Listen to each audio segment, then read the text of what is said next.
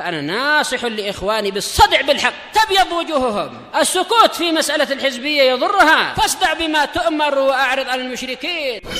سلامي على دماج ورجالها والشيخ يحيى ودار العلم يا سعد بانيها. Bismillahirrahmanirrahim. Alhamdulillah wassalatu wassalamu ala Rasulillah wa ala alihi wa sahbihi wa man walah. Berhubung rekaman yang pertama mengalami kendala, maka kami lanjutkan pembacaan dari kitab Al-Qawaidul Musla yang terhenti tadi. Kita masih membahas tentang kelompok yang pertama yang disebutkan oleh para ulama dari 3 kelompok dalam memahami makna zahir dari dalil tentang sifat-sifat Allah Subhanahu wa taala. Golongan yang pertama adalah golongannya salaf, yaitu golongan yang membawa zahir yang terbetik dari makna kepada makna yang benar yang layak bagi Allah Subhanahu wa taala.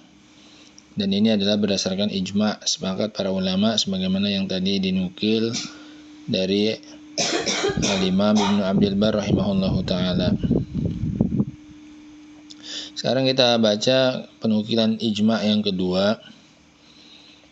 Qala al-mu'allif rahimahullah wa qala al-qadhi Abu Ya'la fi kitab Ibtal Ta'wil, dan berkata al-qadhi Abu Ya'la dalam kitabnya Ibtal Ta'wil, la yajuzu raddu hadhil akhbar, dan tidak boleh menolak semua berita ini, yaitu dari dalil dari Al-Quran maupun dari sunnah tentang sifat Allah Subhanahu wa taala. Wala tasyaghulu bi ta'wiliha, dan tidak pula boleh menyibukkan diri dengan mentakwilnya. Wal wajibu hamluha ala zahiriha, dan yang wajib dilakukan adalah membawanya kepada makna zahirnya. Wa annaha sifatullah, dan meyakininya bahwasanya itu adalah sifatnya Allah Subhanahu wa taala. La tushbihu sifati sairil mausufina biha minal khalq, yang tidak menyerupai sifat makhluk-makhluk yang lain yang juga memiliki sifat. Sehingga ini beliau mengatakan bahwasanya tidak boleh menyamakan sifat Allah Subhanahu wa taala dengan sifatnya makhluk. Wala yu'taqadu tashbihu fiha, dan tidak boleh meyakini adanya kesamaan pada sifat-sifat tersebut antara sifatnya Khaliq dengan sifatnya makhluk. Lakin akan tetapi ala maruwiya anil imami Ahmad wa sairil a'immah, akan tetapi sesuai dengan apa yang dinukil diriwayatkan dari Imam Ahmad dan para ulama yang lainnya, yaitu berupa membiarkan dalil tentang sifat sebagaimana dia datang tanpa dipertanyakan bagaimana bentuk sifat tersebut. Nukila zalika an Ibni Abdul Bar atau naqala, yang benar. Naqala zalika an Ibni Abdul Bar wal qadhi Syekhul Islam Ibnu Taimiyah fil Fatwa Al-Hamawiyah. Dan kesepakatan yang dinukil dari Ibnu Abdul Bar dan Al-Qadhi tadi dinukil oleh Syekhul Islam Ibnu Taimiyah rahimahullah dalam kitab Al-Fatwa Al-Hamawiyah, Safhah 87 ila 89, Al-Mujallad Al-Khamis min Majmu'il Fatawa Ibnu Qasim, halaman 87 sampai 89, jilid yang kelima dari kitab Majmu' Fatawa yang dikumpulkan oleh Ibnu Qasim. Wa hadza huwal madzhabus shahih. Kemudian kata beliau, inilah mazhab yang benar. Wa tariqul qawimul hakim, dan jalan yang lurus dan yang bijaksana. Wa dzalika liwajhain, yaitu jalannya salaf ini, membiarkan dalil itu sesuai dengan maknanya yang hak, yang layak bagi Allah Subhanahu wa taala. Sekarang beliau akan menyebutkan alasan kenapa mazhabnya salaf ini dikatakan mazhab yang benar. Al-awwal, yang pertama, annahu tatbiqun tamun lima dalla alaihi al-kitab wa sunnah, Yang pertama alasannya karena ini merupakan penerapan yang sempurna terhadap apa yang ditunjukkan oleh Al-Quran dan Sunnah. Min wujubil akhdhi bima ja'a fihima min asma'illahi wa sifatihi. Berupa wajibnya mengambil apa yang datang di dalam keduanya kembali kepada Al-Quran dan Sunnah. Berupa nama-nama Allah dan sifat-sifatnya. Kama ya'lamu dzalika man tataba'ahu bi'ilmin wa insaf. Sebagaimana ini diketahui oleh orang yang mencarinya dengan ilmu dan insaf. Al-insaf ay al-adl, sifat adil. Ini kalau orang mau mencarinya dan dia adil, dia pasti bisa mendapati bahwasanya Al-Quran dan Sunnah itu memerintahkan untuk mengambil dan menerima semua yang datang dari Al-Quran dan Sunnah berupa sifat Allah Subhanahu wa Ta'ala. Asani, sisi kebenaran yang kedua, alasannya kenapa mazhab salaf ini yang benar. An yuqal innal haqqa imma yakuna fi ma qalahu salaf aw fi ma qalahu ghairuhum. Bahwasanya kebenaran itu hanya ada dua kemungkinannya.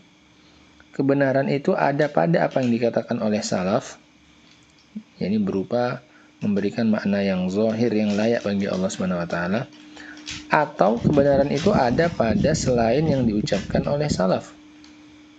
Sehingga kemungkinannya cuma dua, salah satu dari dua ini, nggak mungkin keluar dari ini.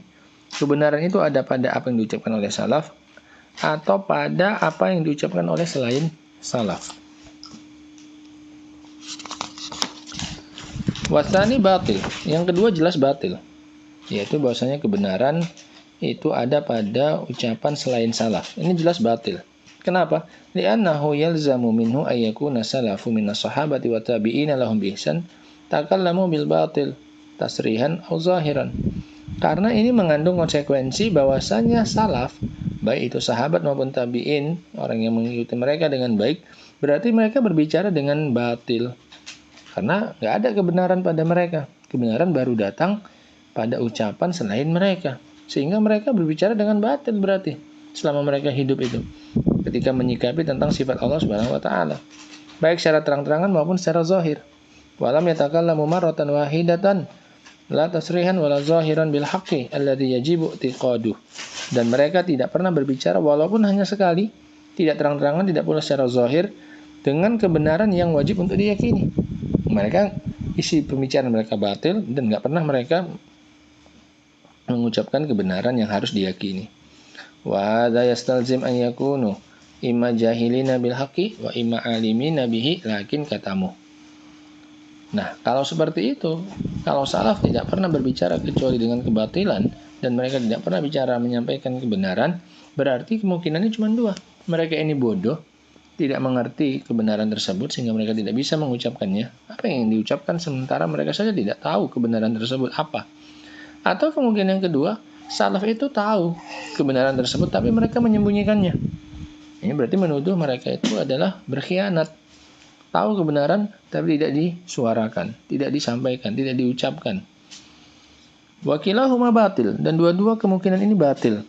Baik kemungkinan bahwasanya mereka itu salaf itu tidak berilmu, atau berilmu tapi menyembunyikan ilmunya. Dua-duanya batil pada sahabat, pada salaf.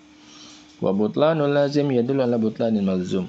Dan kaidah yang sudah kita pahami bahwasanya batilnya konsekuensi menunjukkan batilnya perkara yang itu tadi merupakan konsekuensinya. Batilnya konsekuensi merupakan bukti rusaknya atau batilnya sesuatu perkara. Kalau suatu perkara itu memiliki konsekuensi yang batil, maka perkara tersebut jelas adalah perkara yang batil. Karena tidak mungkin sesuatu yang hak itu melahirkan konsekuensi yang batil. Konsekuensi dari suatu yang hak adalah al-haq. Nah, sebagaimana kita contohkan pada contoh-contoh yang lalu, bahwasanya pendapat yang mengatakan bahwasanya Allah itu di mana-mana, ini adalah pendapat yang batil karena mengandung konsekuensi yang batil. Berarti konsekuensi Allah berada di tempat-tempat yang kotor, Allah berada di tempat-tempat yang najis. Sehingga keyakinan ini adalah keyakinan yang batil karena melahirkan konsekuensi-konsekuensi yang batil. Fata'ayyana yakuna al-haqqu fi ma qalahu salaf duna ghairihim. Maka berarti bisa dipastikan bahwasanya kebenaran itu ada pada apa yang diucapkan oleh salaf, bukan pada selain salaf. Nah, selesai kita dari penjelasan kelompok yang pertama itu yaitu kelompoknya salaf, dan ini mereka yang di atas kebenaran. Al-qismus tsani, kelompok yang kedua,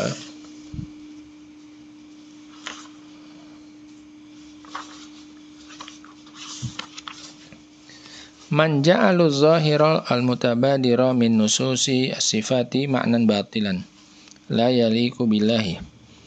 Orang-orang yang menjadikan makna zahir yang terbetik dalam benak dari dalil tentang sifat adalah makna yang batil yang tidak layak bagi Allah Subhanahu wa taala. Apa makna yang batil itu? At-tashbih, kesamaan. Kesamaan antara sifat Allah dengan sifatnya makhluk. Wa abqau dalalataha ala dzalik, dan mereka membiarkan sisi pendalilan seperti itu. Ya sudah sampai tasbih dan mereka yakini tasbih itu. Artinya mereka yakini bahwasanya sifat Allah Subhanahu wa taala itu sama dengan sifatnya makhluk. Apa yang mereka pahami berupa sifatnya makhluk, itulah yang mereka yakini bentuknya seperti sifatnya Allah Subhanahu wa taala. Wa haula'i humul musyabbihah. Mereka ini adalah ahli tasbih, musyabbihah namanya. Wa madhhabuhum batilun muharramun min iddati wujuh atau min iddati aujuh. Dan mazhab mereka ini adalah batil dan haram dari beberapa sisi. Al-wajhul awal, ini sisi kebatilan mazhab tashbih yang meyakini samanya antara sifat Allah dengan sifatnya makhluk. Yang pertama, annahu jinayatun ala nusus. Ini adalah bentuk kejahatan, bentuk kriminal terhadap dalil. Wa ta'tilun laha anil muradi biha, dan penolakan terhadap dalil dari apa yang dimaukan. Dalilnya nggak mau seperti itu, tapi mereka paksa maunya seperti itu, gitu. Fa kaifa yakunul muradu bihat tashbih? Waqad qala Allah Ta'ala laisa kamitsli syai'un. Bagaimana mungkin Allah menginginkan dari dalil itu, dalil tentang sifat? Bagaimana mungkin Allah menginginkan dengan dalil itu adalah kesamaan antara sifatnya Allah dengan sifatnya makhluk? Padahal Allah sudah mengatakan laisa kamitslihi syai'un. Tidak ada sesuatu apapun yang serupa dengan Allah Subhanahu wa taala. Yang kedua, annal aqla dalla ala mubayyanatil khaliqi lil makhluqi fi dzati was sifat. Bahwasanya akal menunjukkan adanya perbedaan antara sang pencipta dengan makhluk dari sisi zat dan sifat. Ini secara akal itu menunjukkan adanya perbedaan antara khaliq dengan makhluk. Fa kaifa yuhkamu bidalalatin nususi ala tasyabuhi bainahuma? Maka bagaimana mungkin bisa dihukumi dengan sisi pendalilan, sisi penunjukan dalil, bahwasanya justru dalil itu menunjukkan adanya keserupaan di antara keduanya. Sementara secara akal sehat saja jelas menunjukkan adanya perbedaan antara pencipta dengan yang diciptakan. Sehingga nggak mungkin datang dalil yang menunjukkan justru kesamaan antara keduanya. Karena dalil yang sahih itu tidak akan menyelisih akal yang sahih. Yang ketiga, anna hadzal mafhum alladhi fahimahu al-musyabbih minan nususi mukhalifun lima fahimahu salaf minha fayakunu batilan. Dalil yang ketiga yang menunjukkan batilnya keyakinan ahli tasbih, bahwasanya pemahaman ini yang difahami oleh ahli tasbih dari dalil menyelisih apa yang difahami oleh salaf. Salaf enggak memahami tasbih. Ketika pemahaman mereka ini menyelisih pemahaman salaf, maka jelas ini adalah pemahaman yang batil. Segala pemahaman yang menyelisih pemahamannya salaf adalah pemahaman yang batil. Sekarang beliau akan membawakan sebuah syubhat. Perhatikan baik-baik. Fa in qala al-musyabbih, kalau ahli tasbih mengatakan, ana la aqilu min nuzulillahi wa yadihi illa mislama lil makhluqi min zalika. Saya tidak bisa memahami dari turunnya Allah atau dari tangannya kecuali seperti apa yang dimiliki oleh makhluk. Kalau Allah bilang dia turun, yang saya pahami ya turunnya makhluk. Kalau Allah bilang dia punya yadun, maka yang saya pahami ya yadunnya makhluk, tangannya makhluk. Kenapa? Wallahu ta'ala lam yukhatibna illa bima na'rifuhu wa na'qiluhu. Karena Allah SWT tidak mengajak kita berbicara kecuali dengan yang kita fahami. Dan kita memahami ya yang kita tahu, kesehariannya kita, yang kita lihat, itu adalah sifatnya makhluk. Sehingga kalau Allah bilang Allah turun, Allah bilang Allah punya yadun, yang kita fahami adalah turunnya dan tangannya makhluk. Nah, Ini syubhatnya mereka, dan ini disebutkan oleh Syekh Ibnu Utsaimin adalah syubhat yang kuat. Sehingga tolong perhatikan bagaimana jawabannya. Fajawabuhu min salasati aujuh. Bantahnya adalah dari 3 sisi. Ahaduha, yang pertama. Anna alladhi khatabana bidzalika huwa alladhi qala an nafsi laisa kamitsli syai'un. Bahwasanya yang mengajak kita bicara dengan sifat tadi, yang menyampaikan kepada kita dia punya sifat turun, dia punya yadun, dia juga yang berkata tentang dirinya laisa kamitslihi syai'un. Dia yang bilang dirinya punya tangan, dia yang bilang dirinya turun, dia yang bilang dirinya punya mata, tapi dia sendiri yang mengatakan tentang dirinya juga laisa kamitslihi syai'un. Sehingga enggak mungkin Allah itu Subhanahu wa taala itu bertentangan. Yang satu meminta kita untuk memahami kesamaan, sementara dia sendiri mengatakan bahwasanya dirinya tidak sama dengan makhluk. Wa naha ibadahu an yadribu lahul amsal. Dan Allah juga melarang hamba-hambanya untuk membuat permisalan untuk Allah Subhanahu wa taala, karena enggak ada yang semisal dengan Allah Subhanahu wa taala. Au yaj'alu lahu andada, atau Allah juga sudah melarang untuk kita untuk menjadikan baginya tandingan.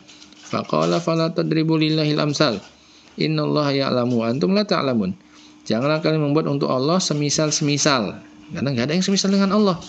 Karena kita enggak tahu bagaimana bentuk sifatnya Allah, sehingga kita enggak bisa membuat yang semisal dengan Allah. Kita baru bisa membuat yang semisal dengan sesuatu kalau kita tahu bagaimana sifat sesuatu itu, baru kita bisa membuat yang semisal dengan itu. Makanya Allah katakan setelahnya, innallaha ya'lamu wa antum la ta'lamun. Sungguhnya Allah itu Maha mengetahui, kalian itu tidak tahu. Wa qala ta'ala fala taj'alu lillahi andada wa antum ta'lamun. Allah juga mengatakan, dan janganlah kalian menjadikan untuk Allah itu tandingan dalam keadaan kalian tahu Allah itu enggak punya tandingan. Wa kalamuhu ta'ala kullu haqqun. Dan semua ucapan Allah itu benar. Ketika dia mengatakan wa yabqa wajhu rabbika dzul jalali wal ikram, dia benar. Ketika Rasul mengatakan yanzilu rabbuna ila sama'id dunya, Allah turun, dia benar.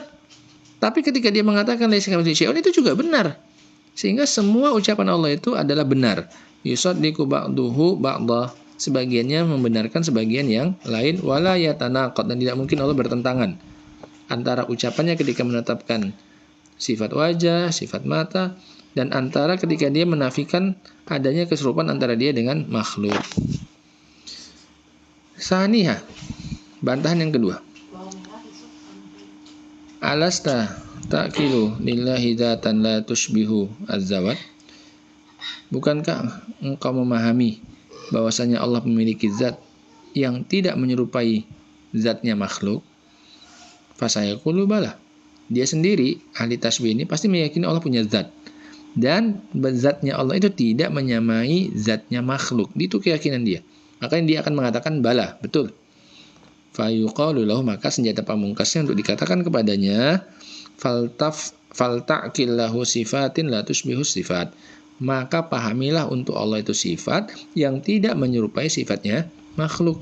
Sebagaimana kamu menetapkan Allah itu punya zat yang tidak menyerupai zatnya makhluk, maka apa susahnya bagimu untuk menetapkan Allah itu punya sifat yang tidak menyerupai sifatnya makhluk. Kenapa? Fa'innal qawla fi sifati kal qawli fi zat. Karena pembahasan tentang sifat itu adalah sama seperti pembahasan tentang zat. Kalau kamu katakan zatnya Allah itu berbeda dengan zatnya makhluk, maka sifat juga sama. Sifatnya Allah beda dengan sifatnya makhluk. Kalau kamu bilang zatnya Allah itu sama dengan zatnya makhluk, nanti sifatnya juga sama. Nah, ketika kamu mengatakan bahwasanya zatnya Allah itu berbeda dengan zatnya makhluk, maka sifatnya Allah juga sama, juga berbeda dengan sifatnya makhluk. Karena pembahasan tentang sifat itu adalah cabang dari pembahasan tentang zat. Apa yang kamu tetapkan pada zat, itu yang kamu tetapkan pada sifat. Kalau kamu bilang zatnya berbeda, maka sifatnya juga berbeda. Wa man farraqa bainahuma faqad tanaqad. Barang siapa yang membedakan di antara keduanya, maka sungguh dia telah bertolak belakang. Yang satu, ketika membahas tentang zat, dia bedakan. Ketika membahas tentang sifat, malah dia samakan. Berarti dia ini tanaqud. Salisuha, yang ketiga. Ayyuqal ala status syahidu fil makhluqat. Bukankah engkau menyaksikan di antara para makhluk ma yattafiqu fil asma, sesuatu yang sama dari sisi nama, wa yakhtalifu fil haqiqati wal kaifiyah, namun berbeda dari sisi hakikat dan kaifiyahnya. Tangan saja misalnya, sesama makhluk ini ada tangan yang lain. Itu saja berbeda. Padahal namanya sama-sama yadun, sama-sama tangan. Tapi berbeda antara tangan yang satu dengan tangan yang lain. Wajah juga sama. Ada wajah yang lain. Sama-sama wajah, tapi berbeda antara wajah yang satu dengan wajah yang lain. Bahkan antar keluarga sekalipun. Bahkan kakak dengan adik. Bahkan anak dengan orang tua sekalipun. Nah, sama-sama wajah, satu keturunan, itu saja bisa berbeda. Hakikat dan kaifiyahnya. Fasayaqulu bala, dia pasti akan mengatakan iya benar. Iya, maksudnya iya saya saksikan pada makhluk itu namanya sama tapi berbeda bentuknya. Fayuqalu lahu, maka kita katakan kepadanya idza aqalta at-tabayuna bainal makhluqin fi hadza falimadza la ta'qiluhu bainal khaliq wal makhluk. Kalau kamu bisa memahami adanya perbedaan antara para makhluk dalam hal ini, maka kenapa kamu tidak bisa memahami adanya perbedaan antara khaliq dengan makhluk? Kalau sesama makhluk saja kamu bisa melihat adanya perbedaan padahal namanya sama, lantas kenapa tidak kamu pahami adanya perbedaan antara pencipta dengan ciptaannya? Gitu. Ma'an natabayun. Kalau kamu meyakini matanya sesama makhluk saja beda, lantas apa yang membuatmu tidak bisa membedakan antara mata Allah dengan matanya makhluk? Antara turunnya Allah dengan turunnya makhluk, antara wajahnya Allah dengan wajahnya makhluk. Ma'an natabayun bainal khaliq wal makhluk azhar wa azam. Karena perbedaan antara khaliq dengan makhluk itu lebih jelas dan lebih besar daripada perbedaan sesama makhluk. Balitama sulu mustahilun bainal khaliq wal makhluk. Bahkan kesamaan itu mustahil antara khaliq dengan makhluk. Kalau bainal makhlukin, kalau di antara para makhluk ini enggak mustahil kesamaan. Anak yang kembar misalnya, kembar siam. Nah, itu wajahnya sama persis. Sehingga bisa jadi di antara makhluk, sesama makhluk itu sifatnya itu sama. Walaupun dia tidak sama persis, paling dari 99% dan misalnya. Adapun antara pencipta dengan ciptaan ini nggak akan mungkin mumasil, nggak akan terjadi tamasul, keserupaan. Kama sabaqa fil qaidati sadisah min qawaidi sifat. Sebagaimana yang telah lalu dari kaidah ke-6 dari kaidah sifat. Nah, wallahu taala alam bisawab. Adapun kelompok yang ketiga, ini kelompok yang pertengahan yang disebut oleh para ulama dengan kelompok bencong al-mukhannatsin. Nah, enggak jelas, satu sisi ingin menyerupai ahlu sunnah menetapkan sifat, satu sisi menyerupai ahli ta'til yang menolak sifat, sehingga mereka ini paling panjang pembahasannya karena tengah-tengah. Nah, enggak jelas yang seperti bencong karena para mukhannatsin. Nah, insyaallah kita baca pada pertemuan berikutnya. Subhanakallahumma bihamdika asyhadu an la ilaha illa anta astaghfiruka wa atubu ilaik. Walhamdulillahirabbil alamin.